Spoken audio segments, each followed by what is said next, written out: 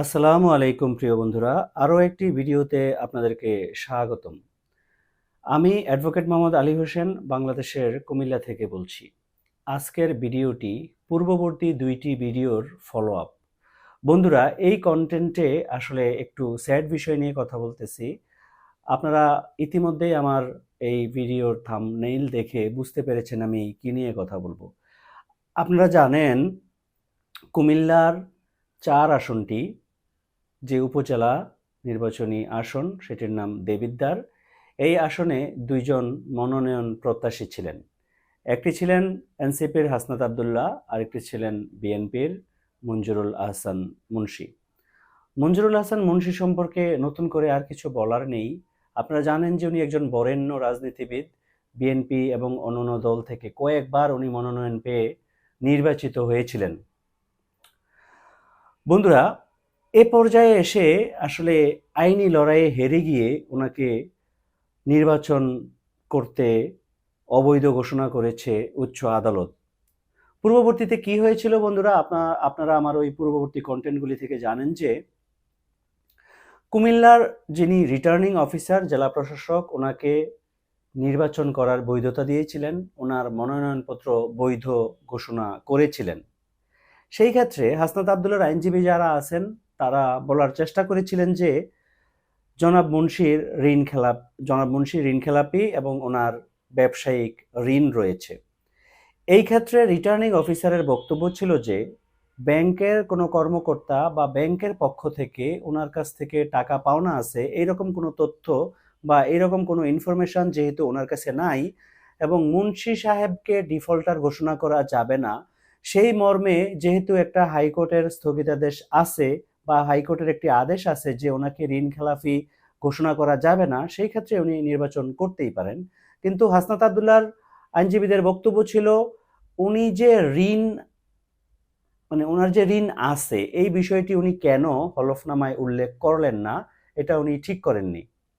কিন্তু রিটার্নিং কর্মকর্তা এরপরেও জনাব মুন্সির নির্বাচনী যে মনোনয়ন সেইটি বৈধ ঘোষণা করেছিলেন, ওনাকে নির্বাচন করার অনুমতি দিয়েছিলেন। তারপর জনাব হাসনাত আবদুল্লাহ উনি ইলেকশন কমিশনে গিয়ে একটি আপিল করলেন এই রিটার্নিং কর্মকর্তার যে ঘোষণা সেটার বিরুদ্ধে।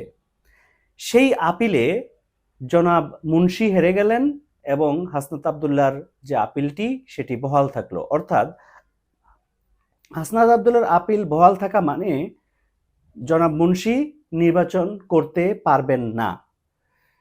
তারপরে জনাব মুন্সি গেলেন হাইকোর্টে, সেইখানে উনি একটা রিট করলেন। রিটে উনি যাতে নির্বাচন করতে পারেন সেই বিষয়ে রিট করলেন এবং উনি ঘোষণা চাইলেন।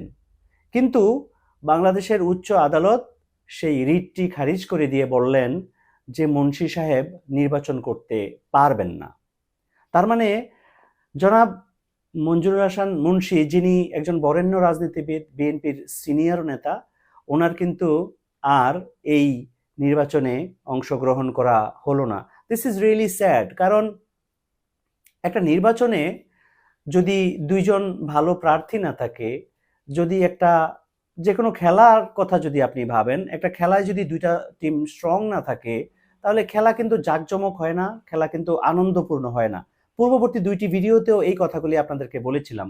হাসনাত আবদুল্লাহকে এখন খালি মাঠে গোল দিতে হবে এবং এই জয়ের আসলে আনন্দ কতটুকু আপনারা এই বিচার করবেন। কারণ হইতেছে যেখানে নির্বাচনী আমেজ নাই, যেখানে ভোটাররা উৎসব মুখর পরিবেশে গিয়ে ভোট দিতে পারবেন না, যেখানে টান টান উত্তেজনা থাকবে না, এই নির্বাচনী আমেজ আসলে আর কতটুকু অবশিষ্ট থাকে সেটা আসলে বলাই বাহুল্য। এই ঘটনার অন্য একটি দিক আছে বন্ধুরা, সেটা হলো অতিরিক্ত আত্মবিশ্বাসী হওয়া যাবে না। কারণ হচ্ছে যে মুন্সি সাহেব কিন্তু বিকল্প প্রার্থী হিসাবে উনি ওনার পরিবারের, ওনার স্ত্রী বা ওনার সন্তান বা ওনার ভাতিজা জনাব তারেক মুন্সি কাউকে কিন্তু বিকল্প প্রার্থী হিসাবে রাখতে পারতেন।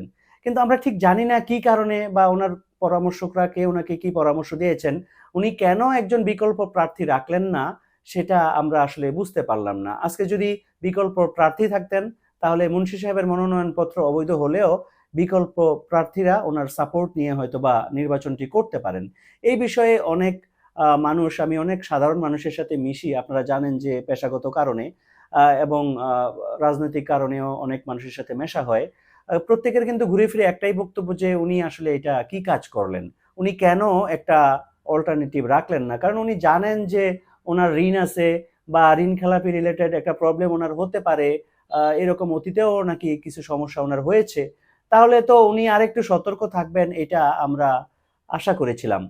বন্ধুরা, নির্বাচনী আমেজ অন্তত দেবিদ্বারের জন্য যেখানে সারা বাংলাদেশের চোখ ছিল, আমার ধারণা কুমিল্লার মানুষ, দেবিদ্বারের মানুষ বা সারা বাংলাদেশের মানুষ যাদের চোখ ছিল এই বিষয়টার মধ্যে, তারা অনেকটা হতাশ হলো এবং নির্বাচনী আমেজ, নির্বাচনী আনন্দ অন্তত দেবিদ্বারের মানুষ এ থেকে সম্ভবত বঞ্চিত হলো। এবং অতিরিক্ত আত্মবিশ্বাস যে কখনো কখনো কাল হয়ে দাঁড়ায় এবং মানুষের ভাগ্যে যা আছে শেষ পর্যন্ত যে তাই হয়, এইখানে আমরা আসলে খুব ভালোভাবে লক্ষ্য করলাম। ভাগ্যে যদি না থাকে, আসলে যত অভিজ্ঞতাই থাকুক, যত বর্ণাঢ্য রাজনৈতিক ক্যারিয়ারই থাকুক, আসলে শেষ পর্যন্ত যে এইরকম কিছু হতে পারে সেটা প্রত্যেকটা রাজনীতিবিদকে আসলে মাথায় রাখতে হবে। ব্যক্তিগতভাবে আমি রিয়েলি ভেরি স্যাড। আমি আশা করেছিলাম দুইজনেই নির্বাচন করুন, কিন্তু ওনার নির্বাচন করা আর হলো না, ওনার মনোনয়নপত্র অবৈধ হয়ে গেল। এটা ব্যক্তিগতভাবে আমি দুঃখ প্রকাশ করছি জনাব মঞ্জুরুল হাসান মুন্সির প্রতি। আশা করি উনি এই দুঃখটা কাটিয়ে উঠবেন এবং ভবিষ্যতে আরো সতর্ক থেকে আবারও নির্বাচনের মাঠে ফিরে আসতে পারবেন। ওনার প্রতি, ওনার সমর্থকদের প্রতি আমার এই আশাবাদ ব্যক্ত করছি। ওনার সমর্থক যারা এই ভিডিওটি দেখছেন, যদি আমার এই ভিডিওটি বা পূর্ববর্তী ভিডিওগুলি ভালো লেগে থাকে, আমি বুঝতে পারতেছি যে অনেক ভালো লেগেছে আমাদের এই ভিডিওগুলি, কারণ রেকর্ড সংখ্যক দর্শক আমাদের এই ভিডিওগুলি দেখেছেন। আপনাদের যাদের এই কন্টেন্টগুলি ভালো থাকে, আমার চ্যানেলে সাবস্ক্রাইব করে রাখুন। এই সংক্রান্ত যদি আর কোনো বিষয় কখনো হয় বা রাজনীতির আর কোনো বিষয় যদি বাংলাদেশের কোথাও থাকে, যেই বিষয়গুলি ইম্পর্টেন্ট হবে দেশের জন্য, আপনাদের জানানোর জন্য, আমি মনে করব খুব ভালো লাগবে আপনাদের।